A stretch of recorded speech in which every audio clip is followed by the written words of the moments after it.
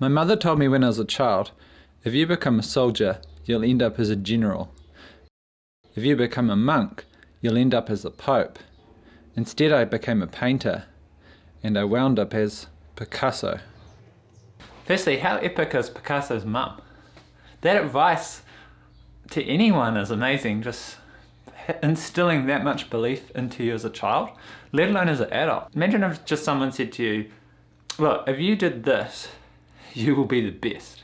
I'm really big on that stuff, just believing in people. So shout outs to you, Picasso's mum. And in this National Geographic episode of Picasso, there's this amazing graph here that I love, that I think is really applicable for content creators in the modern day. This huge graph, which is quite hard to decipher because there's a lot going on, is a summary of the amount of work Picasso produced per quarter over his entire lifetime. And look at the numbers here, 12,916 drawings, 4,000 paintings, even 324 photos. But look at this, if each quarter, this is the work he produced. One quarter there is 390 pieces of work. And it's just throughout his entire life. Those numbers up the top, those black lines, those are different periods of his life. The 9, 10, we've got different creative periods. It's just incredible to see genius really at work over his entire life. And I wanted to take this learning and apply it back to YouTube in the modern day, because that's something I do, and that's something that people content create today. And so seeing these graphs really inspired me as a content creator to see a genius and what he produced. I really like seeing that, but I also love seeing the different phases and evolution he went through. He wasn't static.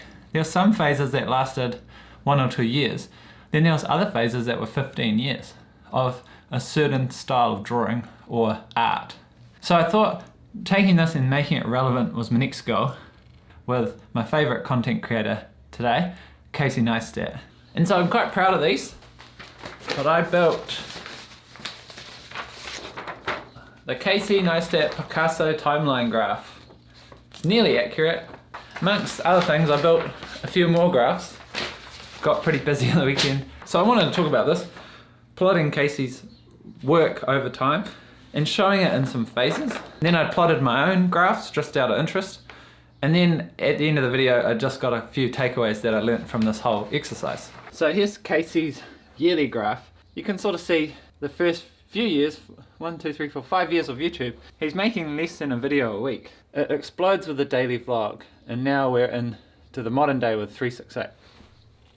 But when you put this graph by quarter, like with the Pablo Picasso graph, it shows how consistent he's been over a number of years. What's quite cool here is this is the Boise's versus Casey Neistat, and this shows that just every quarter what Casey's talking about was showing up and doing more and just getting content out there. There is actually not a period in this entire graph where I've made more videos than Casey Neistat, which is, and not only that, his videos are a lot higher quality and a lot more effort than my ones. So here's my Casey Picasso timeline for this graph even starts. We got his HBO series and all the other stuff.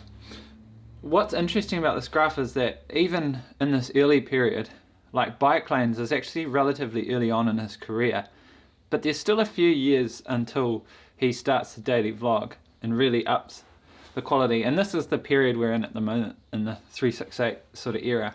The thing I like about looking at an artist's work in this Picasso framework is that Picasso was constantly evolving throughout his life. He had all these different phases. He had those 14 different phases. And we could look at someone like Casey, and as an audience member, rather than always begrudging him to wanting to be in this vlog forever, you could look at him like Picasso as evolving in his craft and going through this progression. See, right now we're in 368, who knows how long that will be, and after that there might be something completely different. I think that is what I've taken away from this, is that artists are evolving and they need to evolve. And as a creative person, this period, we could probably give this period a name, because even through here there's still famous videos like the Nike period and stuff, so I could keep this going. This is a graph that I thought if Casey Neistat ever saw this video, he would like it, because it's the Picasso graph but on a really large time scale, just exaggerating out the bottom. What this shows on the large scale is that, you know, this little period here is just a blip, and if he can be consistent over his whole career. Who knows where that's going to take him, because he is a prolific worker. But I just thought, yeah, this is, and it's quite good for getting perspective, so that when you're in the moment working on an individual video, you can take yourself a step back and think, hey, if I continue just to commit to this craft, if I make this video this quarter, set a quarterly goal, and just keep doing that consistently over years, I will grow. So in terms of takeaways from this exercise, I had one key one, which was phases. Phases plus do more equals growth. This one here gets explained a lot, do more. But the phases are just as important. I think you have the ability, if you're creating things, to pivot and change paths and change journeys and change directions you want, and consider yourself as a growing product, that you're not just going to be fixed in this one style, but over your life you're going to have a lot of different styles. The second part that's motivated me is the do more side of it. I think from taking a step back, looking at perspective and projecting a perspective into the future, projecting how many videos I want to produce and content I want to produce into the future is inspiring, because it shows that each video is part of a journey and it's part of a building block. And I think, yeah, so if we follow those two things, then growth will come. There's also one cool fact I learned, is that in the last 8 years, there's only been 2 months where I've uploaded more videos than Casey Neistat. March and April 2011. I uploaded one video, he uploaded none. Every other month, he won.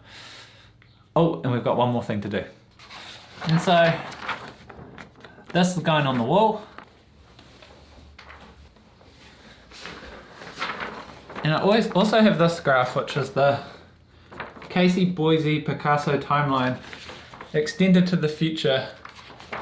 And I might put a little goal on here and draw as I go, or something like that, just as a constant reminder that this is what it's about, constantly growing and creating over a long period of time. So hopefully you took something from that video, guys. Thanks for watching, keep creating, and I'll see you in the next video.